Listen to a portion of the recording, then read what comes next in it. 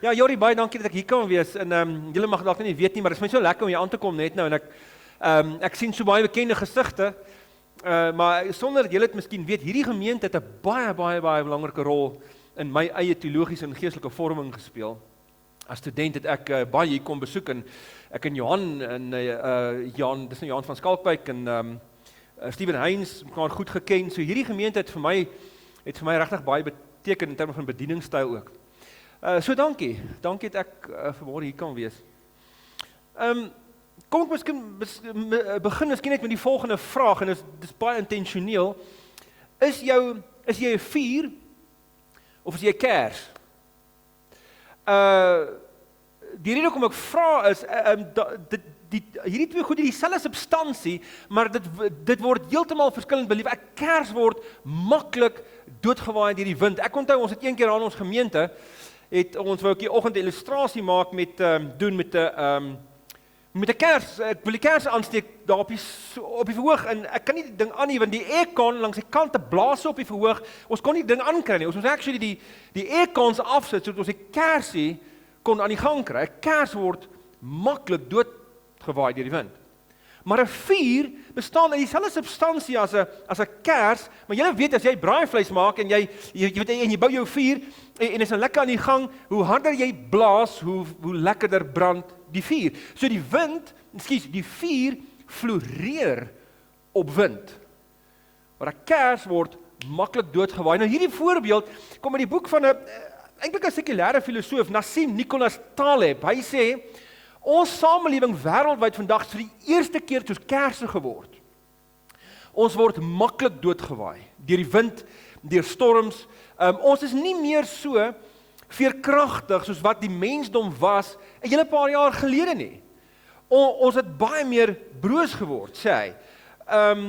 Hy sê ons is mentally en emosioneel het ons emosionele hy sê ons mental, ons denkende en emosionele taaiheid verloor. Hy sê, weet jy wat, het jy al gedink, ons werk vandag minder as ooit tevore in die geskiedenis. Ek weet nie of julle dit weet nie, maar ons is moer as ooit tevore. Die gemiddelde persoon vandag is 20 maal ryker, finansiëel, materieel ryker as sy voorsate 150 jaar gelede, maar ons is ongelukkiger as ooit tevore in die geskiedenis. Depressie is hoër as ooit tevore. In die jaar 1900 en 1% van die samelewing aangedui dat daar enigstens simptome van depressie is. In die 60er jare, in die 1960s, omtrent so 15% en vandag dui 40% ten minste van universiteitsstudente aan dat hulle ernstige simptome van depressie toon. Ons emosioneel broos geraak, ons kry maklik seer, ons is lig geraak, ons kan nie iemand ons teregwys nie, dan raak ons kwaad. Daar's 'n verhoudingsbroosheid, verhoudings het weggooi goed geword. As ek nie van jou hou nie, of hou van wat jy sê nie, ek cancel jou sommer, ek verdink jou vir geen rede nie. Ons het intellektueel broos geraak, ons kan nie meer lank fokus nie. Dominee spreek al hoe korter en korter en korter, die mense se breine werk nie meer lekker nie. En YouTube klips raak al hoe korter, dit is nog net Joe Rogan met 'n 3 uur interview met iemand kan doen, maar hy's 'n celebrity, hy kan dit doen. Ons sit met 'n geestelike broosheid. In ons eie gemeente het ons 'n bietjie navorsing gedoen en van mense soos ek en jy wat almal sê ek glo al die regte goed, ek glo God is met my, ek glo nie drie eenheid, ek glo nie opstanding van Jesus, ek glo in redding deur genade en geloof alleen, ek glo al die regte goed. Van daai mense in ons gemeente het 37% aangetoon dat hulle eintlik God beleef as teenwoordig by hulle. Hulle beleef dit nie meer altyd en dit is vir hulle moeilik om dit altyd regtig prakties te glo. Ons het 'n missionale broosheid ontwikkel. Navorsing sê vir ons die kerk is vandag die moeilikste tyd in die geskiedenis vir die kerk. Dis die eerste keer in die geskiedenis wat ons sukkel om ons geloof oor te dra aan die volgende geslag. Ons struggle daarmee. Leonard Sweet sê die kerk het impotent geraak. Hy het sy vrugbaarheid verloor. En ek dink 'n rede is Ons leef in 'n tipe van 'n samelewing vandag vriendie wat ons laat vergeet wie ons is in die Here. Israel was ook in so 'n situasie gewees en ek gaan vir julle net so 'n bietjie daai uitvat vanmôre. So Israel het 'n paar traumatiese belewennisse in hulle geskiedenis gehad. En natuurlik hulle 400 jaar slawerny in Egipte, maar dit het uiteindelik die simbool geword vir die redding wat die Here bring en die vryheid wat hy bring toe hy deur Moses die ouens vrygelaat het. Maar die ander groot swart klad op die naam van Israel se geskiedenis is natuurlik die Babiloniese ballingskap gewees. En so 'n paar jaar voor dit in 722 het Salmanaser die 5de van Assirië die Noordryk binnegeval. Julle onthou in die Ou Testament het jy 'n Noordryk en 'n Suidryk gehad, Israel en Juda. En die Noordryk is weggevoer, die noordelike 10 stamme, hulle het nooit weer teruggekeer nie. En 'n paar jaar later, in 586 voor Christus, kom Nebukadnesar van Babilonië en hy vee die tempel plat, hy vernietig hulle godsdiens voor hulle oë. En mense word verskriklik getraumatiseer. Party van hulle word doodgemaak, ander mense se kinders word voor hulle oë doodgemaak en dan word hulle eie oë uitgesteek. Met ander woorde, dis die laaste ding wat jy sien, is die dood van jou eie kinders en dan word jy weggevoer na 'n vreemde plek waar jy nie wil wees nie, waar jy in die teenwoordigheid van die vyand leef die hele tyd. En hier in die gemors waar hulle sit in ballingskap is hulle besig om te vergeet wie hulle is. Hulle onthou nie meer die woorde van Moses nie, hulle onthou nie meer die woorde van die profete nie. En van hierdie profete begin optree, en een van hulle is Jeremia. En hy het later self daar tussen hulle beland, maar voordat hy gegaan het, skryf hy vir hulle 'n brief. En hierdie is 'n baie bekende brief.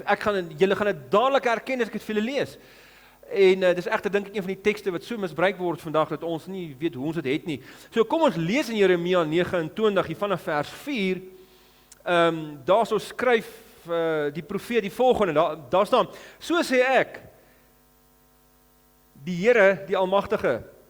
Ek gee net so 'n bietjie kans, Jeremia 29, vir die wat nog soek, vanaf vers 4. Ek sien party se ook op hulle Bybels, dis great dat ons Bybel saambring. 'n Fisiese Bybel, daar's niks fout nie om op die foon te kyk nie, maar dis goed dat mense 'n Bybel saambring. Goed, ons lees daar: "So sê ek, die Here die Almagtige, die God van Israel, vir al die ballinge wat ek uit Jerusalem in ballingskap na Babel toe weggevoer het. Bou vir julle huise en bewoon dit. Lê tuine aan en eet die opbrengs daarvan. Trou en bring kinders in die wêreld en laat hulle trou en kinders in die wêreld bring. Julle moet daar in Babel baie word, nie min nie. Bevorder die belange van daardie stad waarin ek julle in ballingskap weggevoer het. Bid tot my vir daardie stad, want sy belange is ook julle belange. So sê die Here die Almagtige, die God van Israel. Moenie dat die profete en waarsêers daar by julle mislei nie. Moenie ag slaan op daardie drome wat julle so graag droom nie. Daardie mense tree sonder gesag, sonder opdrag op as profete in my naam. Ek het hulle nie gestuur nie, sê die Here. So sê die Here, oor presies 70 jaar sal ek Babel straf en julle onder my sorg neem en dan sal ek my belofte nakom om julle hier na Jerusalem toe terug te bring. Ek weet wat ek vir julle beplan, sê die Here, voorspoed en nie teenspoed nie. Ek wil vir julle 'n toekoms gee, verwagting, dan sal julle my aanroep, tot my kom bid, en ek sal julle gebede verhoor. Julle sal na my wil vra, en julle sal dan my wil ken, as julle met julle hele hart daarna vra. Julle sal my ontmoet, sê die Here, en ek sal julle terugbring uit die ballingskap uit, ek sal julle bymekaar maak, tussen al die nasies uit, en van die plekke af waarin ek julle verstrooi het, sê die Here. Ek sal julle terugbring na die plek toe, waarvan ek julle in ballingskap laat wegvoer het. Tot hier, net hierdie paar gedeeltetjies. So wat is hier besig om te gebeur? Wel, hoe kry mens hoop? En ek dink, dis 'n belangrike ding om te vra, dis altyd 'n belangrike ding om te vra. Hoe leef ek hoopvol in uiters onvolmaakte omstandighede? Trouwens, Eugene Peterson, die teoloog wat die Message vertaal het, sê vir ons, dat ballingskap vandag is eintlik maar net, dis om te wees waar jy nie wil wees nie. Dis om te wees waar jy nie wil wees nie. Jy wil graag in 'n land leef wat voorspoedig is, wat ekonomies groei, waar daar geen potholes is nie, waar geen taxis jou pla nie. Jy wil graag in 'n land wees waar hierdie goed nie gebeur nie, maar dis nie die land waarin jy is nie. Jy's in 'n land jy wil dan in hierdie land wees, maar hy het omstandighede wat vir jou onvolmaak is en wat vir jou onvanpas is. En so 'n groot mate sit ons in ballingskap. Maar wat het die Here, hoe het hy die ballingskap gebruik in die lewens van sy mense? Want dis belangrik, jy sal sien in hierdie teks sê dit, die Here praat asof dit hy is wat die mense weggevoer het, en dis natuurlik 'n groot stuk troos, want dit beteken dat die Here is besig om te werk in hierdie goed wat gebeur. Dit beteken nie al die goed wat gebeur is God se wil, al die slegte goed wat gebeur nie. Dit beteken nie dat die Here is nooit onkant gevang daardeur nie. En so waarmee is hy besig? Wel, Israel het 'n oriëntasie gehad. Hulle het hulle eie teologiese oriëntasie gehad. Maar die Here het hulle gewaarsku en vir hulle gevra, hulle moes die lig wees vir die ander nasies, hulle moes die lig laat skyn vir die ander nasies, en natuurlik weet ons hulle het nie gehoor nie, en die ballingskap het hulle beleef as 'n disoriëntasie. Want dit is baie keer God se pad van transformasie vir my en jou. Ek en jy het 'n bepaalde oriëntasie, ons glo in die Here, ons dink ons staan op die woord, ons dink ons glo die woord reg, en baie keer het ons 'n disoriëntasie nodig om vir die Here om regtig tot ons deur te dring. En dis presies wat gebeur in die lewe van Israel. Hulle beleef 'n hengse oriëntasie. Ek ry so rukkie terug verby 'n kerk en daar staan want peace, come to Jesus. Nou ek hou daarvan, ek hou van daai boodskap en ek weet, ons weet wat hulle bedoel daarby, maar ek dink baie keer, as die Here opdag, bring hy baie keer disruption. Hy bring baie keer disoriëntasie.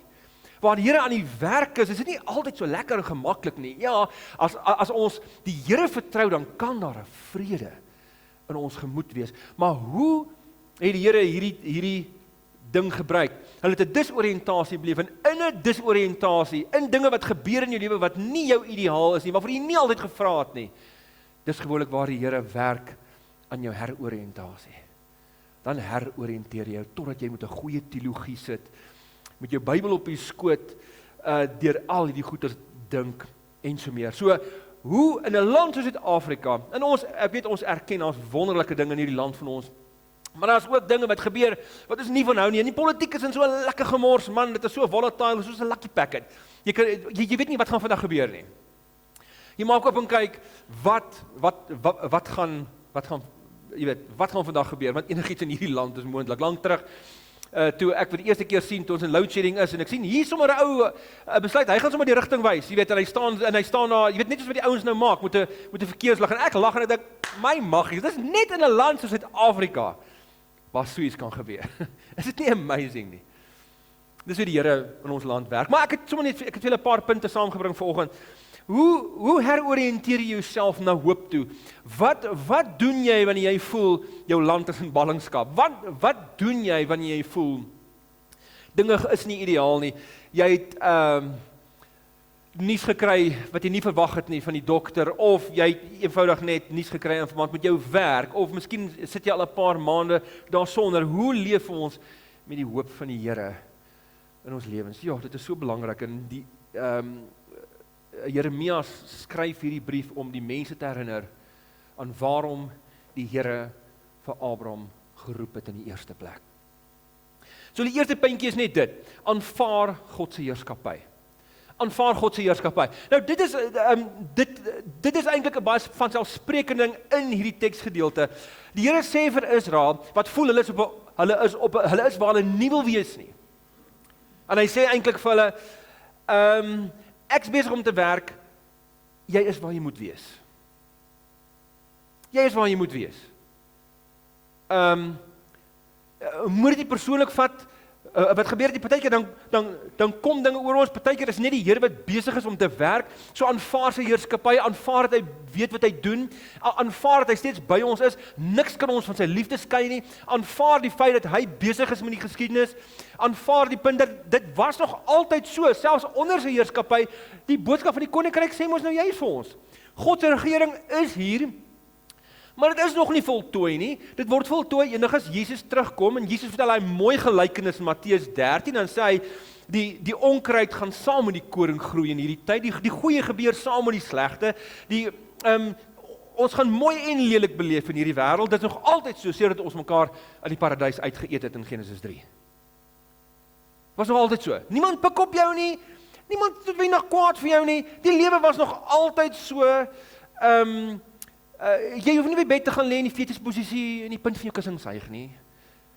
Jy kan net weet, die Here is besig. En die Here het nog altyd gewerk deur terrible ding, goed wat gebeur in 'n land, en rarig, potholes en load shedding, wat ons gelukkig nie meer baie het nie, is rarig nie die ergste wat kan gebeur nie. Maar ons is mense wie se teologie en wie se geloof gevorm is in mooi weersdae, al dink ons het gaan sleg. Ons leef in 'n baie hoë inkomste groep in hierdie omgewing, daar waar ek ook is in Oorstelig, selfde storie.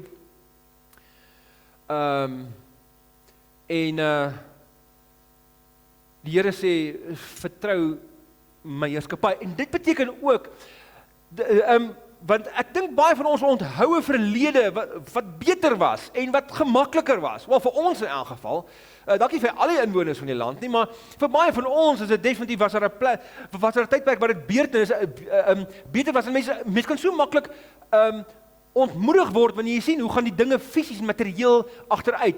En die groot sendeling Leslie Newbegin, het met sy eie sendelingvriend nogal hieroor gepraat. En hulle het daar in Indië sendingwerk gedoen, en dan baie keer het hierdie ouens hard gewerk om die mense te help om groentetuine te plant, en om nuwe welsynsorganisasies te begin, waar kinders gevoed word, en alles. En dan kom daar 'n nuwe gouverneur daar in Indië, en dan vee hy alles van die tafel af, en hy kanselleer al daai organisasies, en hy verwoes al die plantasies wat die sendelinge nou geplant het, en dan raak hulle moedeloos. Dan sê, maar waar is die Here? Hoekom gebeur al hierdie goed? Dan sê Newbegin vir hulle, in sy boekie oor die 3 eenheid, hy sê, just remember, we're not change agents in the first place. Hy sê, ons is nie veranderingsagente in die eerste, wel, ons is in 'n mate, nee, dit is eintlik die Here wat die veranderingsagent is, ons werk maar net saam met hom. We're not change agents, we're witnesses. Ons is getuies in hierdie tyd. Dit beteken, maak nie saak wat gebeur nie, ons getuig altyd van die Here se regering. Ons getuig altyd van die Here se goedheid. Dis ons getuienis. Ons getuienis is nie wat ons materieel kan vestig, ons die land kan beter maak. Nou, moet ons die land beter maak? Ja, verseker, dis wat 'n Christen doen. Ons versoen verhoudings, ons help mense, ons reik uit na die armes, ons maak ruimte vir almal. Dis wat ons doen, natuurlik is dit wat ons doen. Maar moenie jou eie geestelike en emosionele heil plaas oor of dinge môre gaan beter wees of nie. Die Israeliete het nie hierdie vooruitsig gehad nie. Die Here sê vir julle is waar hulle moet wees. Waar's dit? In Babylon. Daar gaan ek vir julle voorspoed gee, sê die Here. Die Here is nie omkant gevang deur swaar kry nie.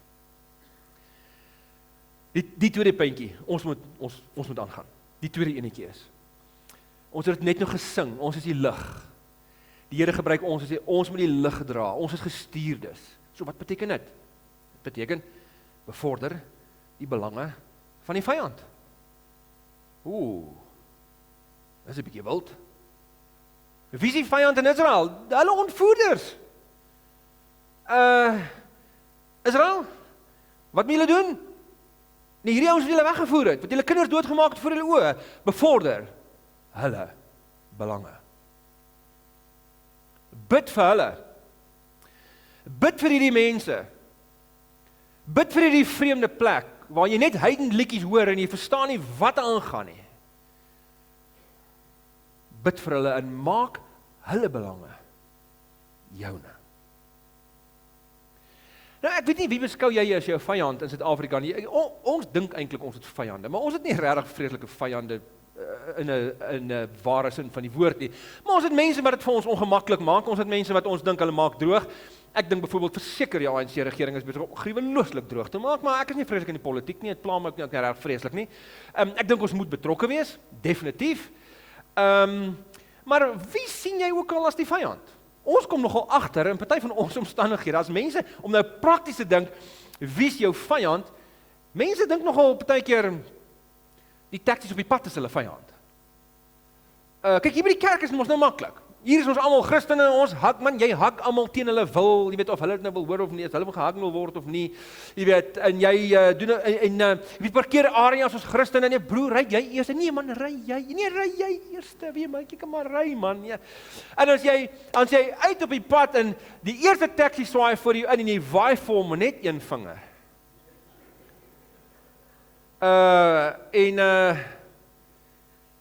Die Here sê bevorder die belange van almal. Ja, maar hulle oortree verkeers. Ek weet, maar dink jy jou een vinger waai los nou al die probleme op? Dink jy daai ou kyk in sy spieeltjie en hy sien jou groot vet vinger en hy dink, haai, ek moet seker tot inkeer kom. En ek moet seker my rystyl verander. Nee. Jy gaan teen toe aan 'n groot vet vinger terugkry. Want jy los niks op nie. Nee, gaan braai eerder saam met die broer. Vir so 'n jaar lank en dan praat jy met hom oor sy padmaniere. Dis hoe jy die belange van die land bevorder. So Jeremia sê bid vir die ouens en belê, lê tuine aan, bouplek, belê in hierdie weird omgewing wat nie vir jou lekker is nie. Belê hierin, bouplekke. Leer om saam te wees met alle burgers van ons land. Leer jou kinders om oor die weg te kom met al die burgers van die land. Maar dit bring ons by 'n volgende puntjie. Is hierdie vir my baie moeilik. Ignoreer die optimiste.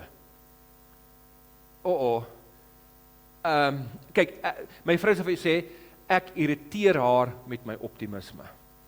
Okay, ek is 'n persoon van geloof, ek glo ons moet optimisties wees, maar Jeremia bedoel 'n baie spesifieke ding hierso. Hy sê nie, jy moet nie 'n geloofsoog hê nie, natuurlik, jy moet juis 'n geloofsoog hê in hierdie omstandighede. Wat bedoel hy? Want daar's valse profete gewees, ons het van hulle gelees nou. Daar's valse profete wat vir hulle materiële gemak beloof het. Daar's profete wat gesê het, hoorie, moenie worry nie. Hierdie is soort van net 'n vinnige ding wat die Here doen. Dit is eintlik sommer amper 'n glipsie.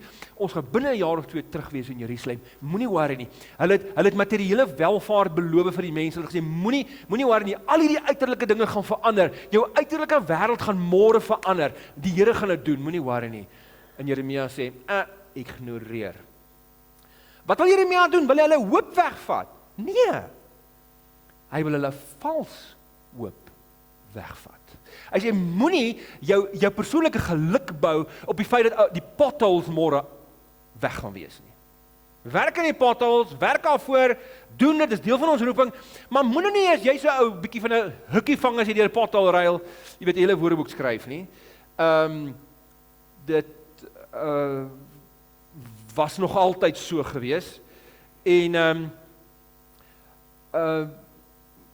miskien mag dinge môre beter wees en ons kan in boord te werk daarvoor dat dinge môre gaan beter wees, maar moenie jou geluk daarop bou nie. Jou geluk moet lê in jou innerlike wêreld. En ek sien baie mense, okay, weet jy, die ANC verloor nou 'n klomp steenheng, so nou moet iemand anders net, jy weet, of die Vryheidsfront of die DA of iemand of die PA of iets moet nou net inkom. En ek dink ons goed en ons moet bid vir die leiers van ons land. Dis ons roeping. Maar moenie op prinse jou geluk bou nie. Want dan gaan jy altyd teleurgestel word. Werk aan jou innerlike wêreld. Werk aan jou verhouding, werk aan jou geloof waarmee jy na die wêreld rondom jou kyk. Kies om dan te kyk vanuit 'n geloofsperspektief. En hulle het gekyk na POW's, die prisoners of war, die Amerikaanse prisoners of war, wat in Vietnam agtergebly het na die oorlog. En van hulle het mos nou aangebly in hierdie konsentrasiekampe, want baie van die Vietnamese het nie geweet die oorlog is verby nie, hulle is jare en jare aangehou, en in hierdie tyd het van hierdie gevangenes gesterf, net bloos van hopeloosheid en moedeloosheid, en party het oorleef, en toe na die tyd hulle almal nou bevry is, toe is met hulle 'n interview gehou en hulle gevra hoe hulle dit beleef het en hoekom is party dood voor hulle tyd? Was hulle siek geweest? Nee, hulle was nie siek nie, maar hoekom is hulle oorlede? Nee, hulle het 'n verwagting gehad dat hulle vinnig gered sou word. Hulle het juis hulle hoop geplaas op die hier en die nou, dat dinge nou gaan verander. Die optimiste is die mense wat dit nie gemaak het nie.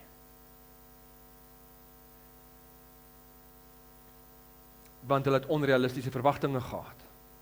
En dit is waar ons, dis hoe ons ongeluk plaasvind. Jy verwag die lewe gaan vandag vir jou 8 uit 10 gee. Dan gee hy vir jou 2 uit 10. Daai verskil in verwagting tussen die 8 uit 10 en die 2 uit 10, dit noem jy ontnigtering. Nou hang jou geloof aan 'n draadjie, jou geluk hang aan 'n draadjie. Wees versigtig vir mense wat sommer net sê, nee, moenie worry, die ding gaan môre beter wees. Ons moet geloofsoptimisme hê, maar daai optimisme moet eerder in die lig van die Nuwe Testament klink soos iets soos, wie al gebeur wat, ons weet mos die Here is met ons. Ons weet hy werk in hierdie omstandighede. Die Here love hierdie omstandighede. En hy is besig om hierheen te werk. Want dis hier waar hy sy mense vorm om soos Jesus te word. Bring ons by die volgende puntjie. Fokus op God se werk in jou. Nie God se werk daar buite nie. Ek is eintlik half klaar gesê. Kyk 'n bietjie na ons skoolvakke wat vanaf vir ons kinders. Julle is nou in eksamentyd, die jong mense, en so ons besig om eksamen te skryf. Dink so 'n bietjie, wat is die vakke op hoërskool wat as belangrik geag word? Dis die belangrikste vakke.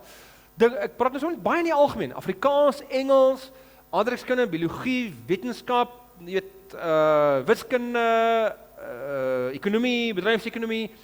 Dink 'n bietjie, wat het al daai vakke in gemeen? Wat het al daai vakke in gemeen? Al daai vakke help jou om te deel met jou uiterlike wêreld. Afrikaans en Engels, ek moet kan kommunikeer buitentoe. Ek moet kan verstaan as mense eksterne impulse na my te gooi, wat ons noem gesprek. Ons al die vakke help my om te deel met my uiterlike wêreld. Watter vakke help jou ooit deel met jou innerlike? Dans, miskien, musiek. Maar dis mos stupid vakkies, ons like nie dit nie. Fokus op wat die Here in jou wil doen. Wat 'n soort mens is jy besig om te ontwikkel? Nou, ek kan jou baie help daarmee. Dink 'n bietjie aan die hoofemosies wat jy beleef het die laaste maand. Dink aan die 3 hoofemosies. As dit gekenmerk is deur bitterheid, frustrasie, woede, en jy fast forward jou lewe met 'n jaar of 2, hoe gaan jy dan lyk? As dit vrede en vreugde is, met 'n bietjie frustrasie, dan sê ek, okay. Maar wat wil die Here, hoe wil die Here jou uiterlike omstandighede wat dit vir jou frustrasie is, wat wil hy in jou doen? Want baie keer maak die uiterlike frustrasies wat ons, of die dinge wat ons beleef, wat doen dit met my en jou? Dit bring dit wat binne in ons is na die oppervlak. En dit is 'n belangrike ding. Volgende puntjie, die 5de punt. God se genade is genoeg om jou te dra. Paulus sê dit so mooi in Romeine, in 2 Korintiërs 12. Hy sê, daai doring in die vlees, die Here se genade is vir my genoeg. Die blote feit dat ek weet, wow, voorheen was die ouens nie seker gewees van nie. Nou iewers skielik weet ek, die Here is met my. Maak nie saak wat gebeur nie, selfs met die armes van gees, en selfs met die armes, sê Lukas vir ons. Maak nie saak wat jou eksterne omstandighede is nie, die Here is altyd met jou. Ek weet nie of julle weet nie, daar's 3 gebede wat in die Ou Testament kry, wat nie meer in die Nuwe Testament gebid word nie. Die eerste is, Here seën my. Hierdie was nie deel van my notas nie, hoor. Dit is sommer for free vir julle vanmôre. Here seën my. Die Nuwe Testament is vol van seën, maar nêrens vra die mense meer vir seën nie. Hoekom nie? Want ons is geseën in Jesus. Ons is sy geseëndes. Ons hoef nie meer te bid daarvoor nie. Ons in hom is ons die geseëndes. Die tweede gebed wat nie meer gebid word nie is, Here, wees met my. Want hy het ons gesê, ek is met julle tot aan al die dae tot die volëinding van die wêreld. Ek is met julle, selfs in die donkerte. En dit is wat maak het Paulus in Handelinge 16 kan sing, en as hy en Silas se rug is stikkend en voorsgeslaan, hulle sit in hulle eie gemors met hulle voete in blokke, en hulle sing, wat so goed? Lofliedere, is hulle nuts. Nee, hulle is gegryp deur die Here. Paulus sê dit so mooi in Filippense 3:12. Sê nie so mooi in Afrikaans, die Grieks staan daar letterlik. En ek gryp al hierdie dinge aan, want ek is deur Christus gegryp. Wow. En die Here jou al gegryp.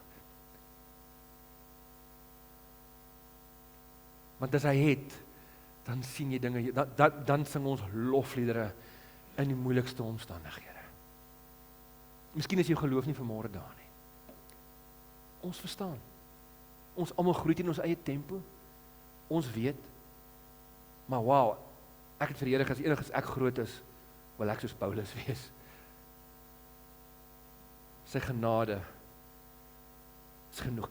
Die derde gebed wat gebid word is, Here, beskerm my. Dis 'n rowwe enetjie. Maar nou het my saak gemaak nie. Wil hulle my doodmaak? Sit hom net daar. Ek's okay. Die Here het opgestaan. Dit beteken nie ons mag nie meer hierdie gebede bid nie. Natuurlik, ons mag dit bid. Dis in die Ou Testament, ons mag dit ons bid. Ons mag dit bid. Maar dit wys vir jou dat baie mense in die Nuwe Testament het nie meer die nood, hulle het nie meer die need gevoel om altyd hulle fisiese wêreld uitgesorteer te kry nie, want die Here is nou met ons en niks kan dit verander nie. Wow, die inballingskap is hy besig om my te vorm, aan my te werk, my bitterheid te vervang met vrede en met liefde vir my vyand en 'n liefdesoog waarna ek na almal kyk rondom my. Wow. Dis insane. Laaste puntjie wat ek vanoggend vir julle saamgebring het. Anker jouself in evangeliese taal. Dis 'n baie praktiese ding. Dit is hoe ons hoop. Dis hoe die Heilige Gees hoop wek in ons. Hy gee vir ons, hy gryp ons en hy laat ons anders praat. Hy laat ons anders praat. Ons kan nie meer nie. Jy kry, ek bedoel, daai Paulus, ek het net gesê as ek groot is wil ek soos Paulus wees, maar weet jy wat? Hy kla nie op 'n enkele bladsy nie. Hy moan wel met die gemeentes oor hulle goed, maar glad nooit oor sy eie gemak nie. En daai ou het hy in Galasiërs 6, as 'n mooi sinnetjie, hy sê vir die gemeente, julle moet dit vir my moeilik maak nie, ek dra alreeds die wonde van Christus. Maar hier staan dan in die Grieks, stigmata. Dis die woord wat beteken brand, merk, handelsmerk, sê wel. Ek dra die handelsmerk van Jesus aan my lyf. As jy wil weet of ek 'n Christen is, ek sal my hemp vir jou uittrek en kan jy sien. Ek dra sy merk. En steeds klaai nie op 'n enkele bladsy nie. Trouwens, hy vra nie dat mense vir hom bid daarvoor nie. Hy sit in Filippi in die tronk. Ek bedoel, hy skryf aan die Filippense, hy is in die tronk, waarskynlik in Rome. Dit kon dalk Caesarea gewees het, maar dit was waarskynlik in Rome. Dit kon dalk Efese ook gewees het, maar ons dink dit was Rome. En hy skryf en dan sê ek, Paulus, wanneer vra jy slag vir die mense, hulle 'n bietjie vir jou bid, shame, jy sit aan die tronk en jy sit daar in armoede en jy weet, want hulle het nie eintlik in daai dae het nie reg tronkselle gehad soos vandag nie. Daar was hier en daar, maar jy is eintlik net in boeye geplaas en aanhouding en 'n Romeinse soldaat het jou kamer opgepas waar jy in die huis is en jy moes iemand gehaat het wat vir jou kos bring. Hulle het nie vir jou kos gegee nie. As jy niemand gehaat het om vir jou kos te bring nie, jy het van die hongerdood gegaan daar in gevangenskap. En jy dink by jouself, Paulus, wanneer vra jy 'n slag dat mense vir jou bid? En dan of aan die einde van die Efesiëbrief, dan sê hy, en bid ook vir my, sê hy, julle nie eintlik, ag dankie tog, Paulus is ook mens, dan sê hy, bid vir my dat ek meer vrymoedigheid kan hê om evangelie te verkondig. Oeps, daai selfe vrymoedigheid wat hom in die moeilikheid gebring het, hy soek meer van dit. Wow. So, anker jouself in evangeliese taal. Nou wat bedoel ek daarby? Ons kan sommer net kyk na, daar's 3 soorte taal gebruik en hierdie is baie interessante navorsing wat in Afrikaanse kringe vir ons gedoen is.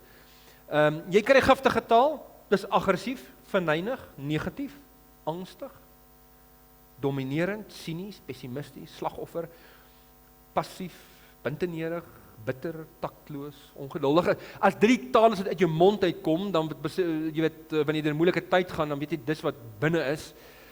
nou ek het vir jou nuus, want jy gaan binnekort in 'n baie slegte mental wêreldjie leef waar dit pikdonker is en die gangetjie baie nou is en hulle baie suurlemoensap daar bedien.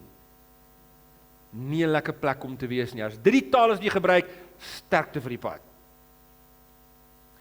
Maar ek het 'n bietjie taal van die gemiddeldheid.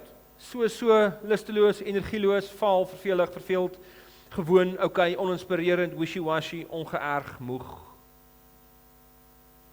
Dan kry jy die taal van die evangelie. Die taal van die Nuwe Testament. Geloof, vreugde, opgewonde, blydskap, energie, passievol, kreatief, buitengewoon, positief, dapper, dankbaar, ontvanklik, bemagtigend, as moontlikhede op die horison. Sien, dis ongelooflik belangrik, want die taal wat jy gebruik, ek het net gesê, jy moet na jou eie innerlike wêreld kyk, jou eie verhouding met die Here. Hoe volg ek die Here hier binne?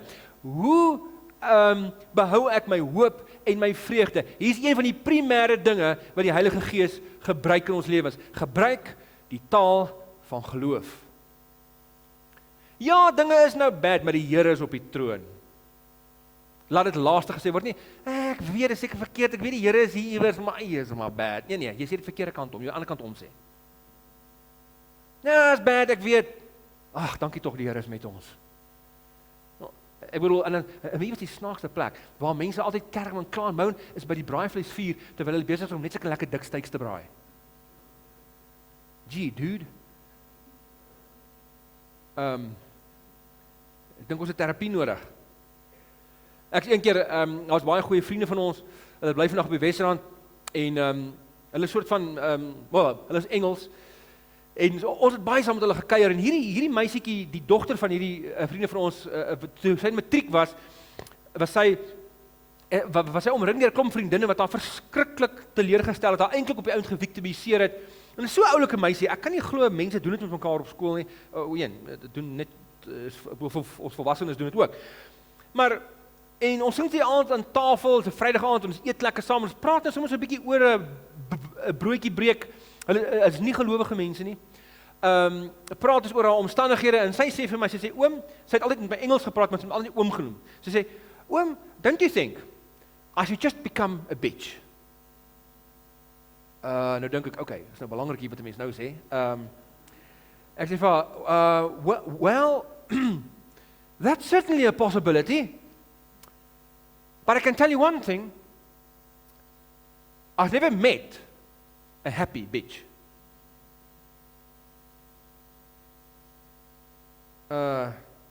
Mense wat bitchy is nie gelukkig nie. So ja, jy kan reageer met bitterheid, met bitchiness, met woede, maar sterkte vir die pad, die Here wil liewer jou genees.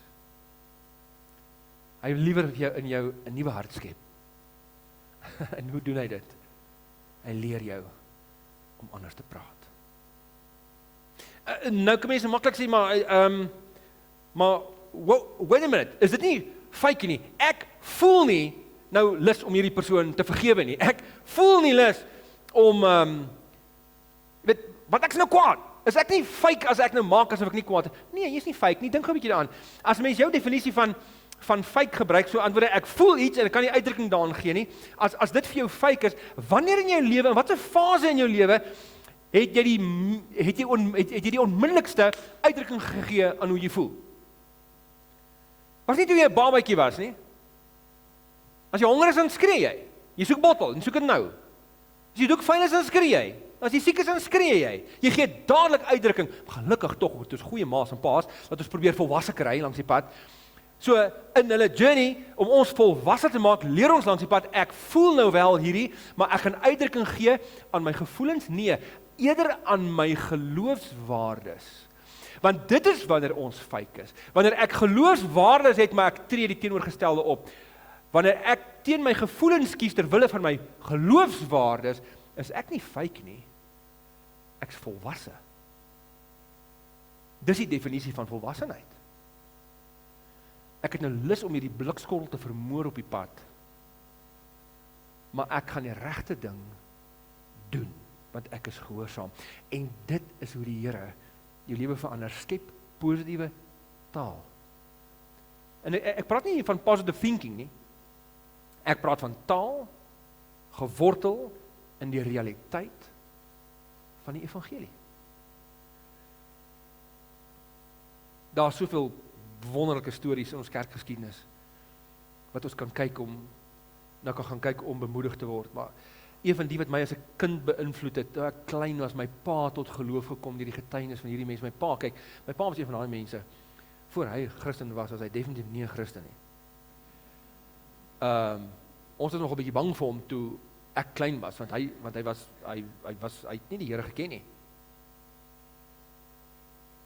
En toe beland ons in 'n gemeente waar die dominee aan geopende deure gekoppel is en hy kry al hierdie ouens wat die Bybels gesmokkel het, jy weet, broer Andrew en al hierdie ouens kry in ons gemeente toe as hulle van oorsee afkom en hulle getuienisse daar kom gee in die kerk. En een van hierdie mense, twee van hierdie mense, is 'n man en vrou, is Richard en Sabine Woerenbrand. En baie van julle mag hulle storie ken.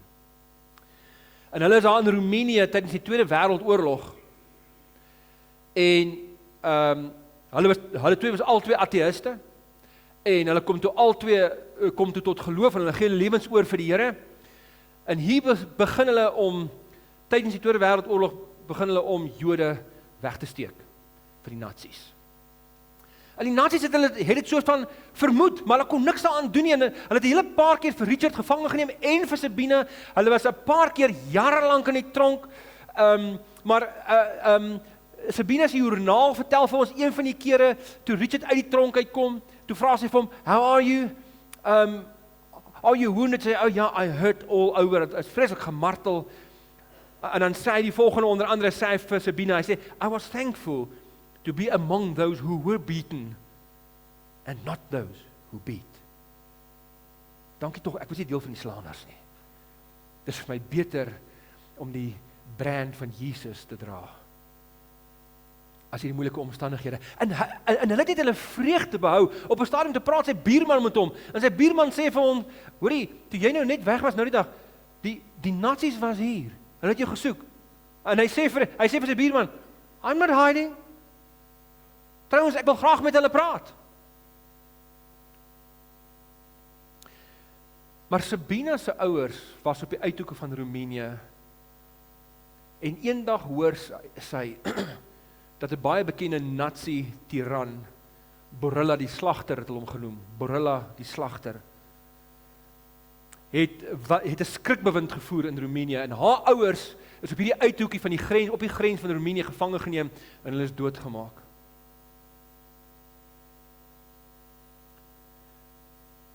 En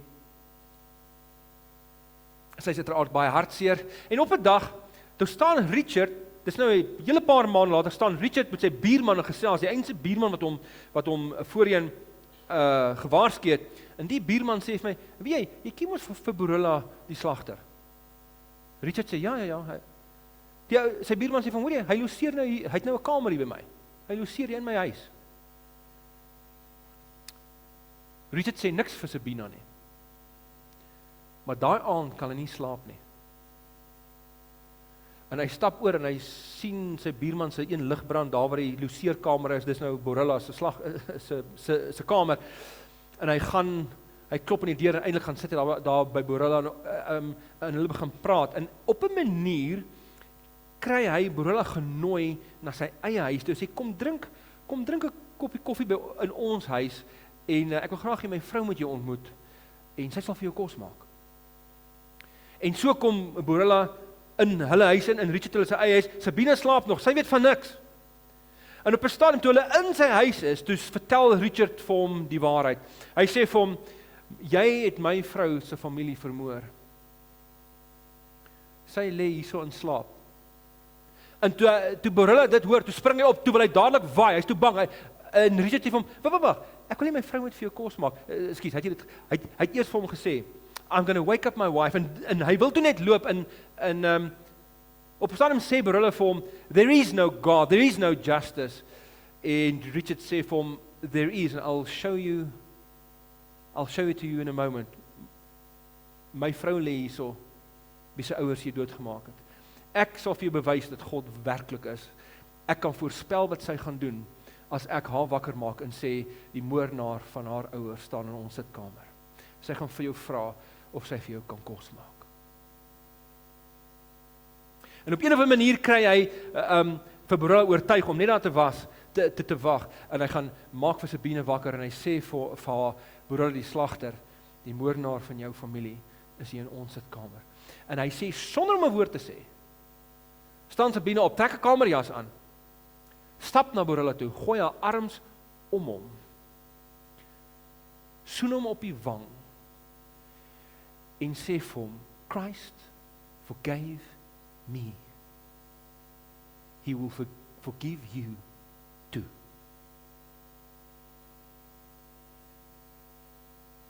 Aan die einde van haar joernaal, dan skryf Sabine, all my life, I only ever kissed two men. The first, my husband, and second, the man who murdered my family. Sy is gegryp deur Jesus. Sy sit in haglike omstandighede, ballingskap wat haarself betref, wat haar ouers betref. Maar as sy gegryp is deur die Here, soos die Israeliete in Egipte uitgedaag is, dan kyk ons anders na ons wêreld.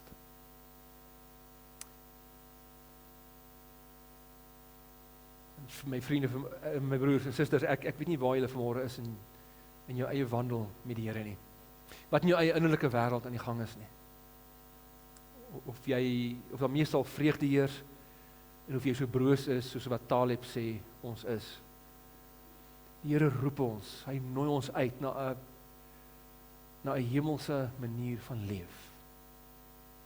Waar ons die beste weergawe kan word van onsself, waar die Here ons harte kan vernuwe en verander. Ons soos Paulus kan sê, al word ek elke dag, fisies gaan ek agteruit, elke dag word ek innerlik vernuwe. In hierdie moeilike omstandighede. Die Here is hier. So kom ons praat weer 'n keer met hom. Ons lewende Here.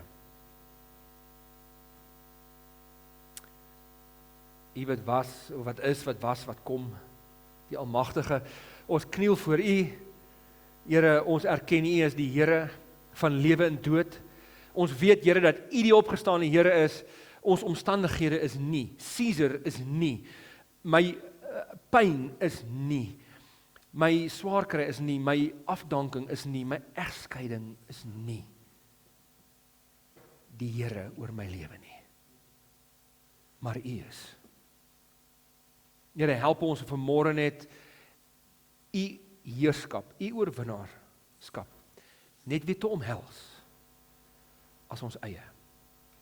En te sê, Here, ek gee vir U my bitterheid, my irritasie, my woede, help my om te praat soos 'n gelowige. Help my om te leef soos een. Bou voort op die werk wat U in my begin het jare gelede. Elke dag mee besig is. Vorm my. Vorm ons as gemeenskap, vorm hierdie gemeente, Here. Soos wat U al reeds jare lank doen. In Jesus naam. En almal kan saam met my antwoord. Amen. Amen. Die liefde van God ons Vader, die genade van ons Here Jesus Christus en die liefdevolle vormende teenwoordigheid en werking van die Heilige Gees is met julle elkeen en almal antwoord saam. Amen.